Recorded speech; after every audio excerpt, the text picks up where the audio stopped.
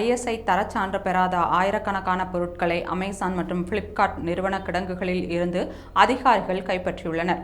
லக்னோவில் உள்ள அமேசான் கிடங்கில் BSI எனப்படும் இந்திய தர நிர்ணய அமைப்பின் அதிகாரிகள் சோதனை நடத்திய போது உரிய தரச்சான்று பெறாத பொம்மைகள் உள்ளிட்ட 229 பொருட்களை அதிகாரிகள் பறிமுதல் செய்தனர்.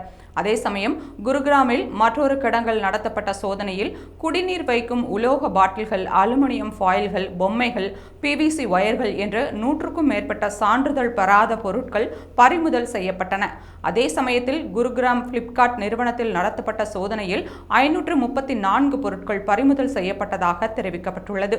இதுகுறித்து செய்தி வெளியிட்டுள்ள BSI அமைப்பு, டெல்லியில் உள்ள டெக்விஷன் இன்டர்நேஷனலின் 2 கிடங்குகளில் நடத்தப்பட்ட சோதனையில் BIS தரச்சான்றிதழ் பெறாத 7000 எலக்ட்ரிக் வாட்டர் ஹீட்டர்கள், 4000 எலக்ட்ரிக் உணவு மிக்சர்கள், 95 எலக்ட்ரிக் அறை ஹீட்டர்கள் மற்றும் 40 எரிவாயு அடுப்புகள் பறிமுதல் செய்யப்பட்டுள்ளன.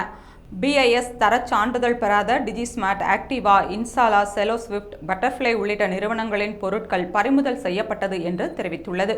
இந்நிலையில் BIS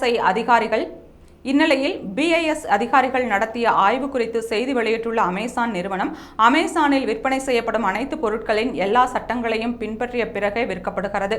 பாதுகாப்பற்ற பொருட்களை அமேசான் தளத்தில் விற்கப்படுவதை தடுக்க புதுமையான வழிமுறைகள் பின்பற்றப்படுகிறது என்று தெரிவித்துள்ளது.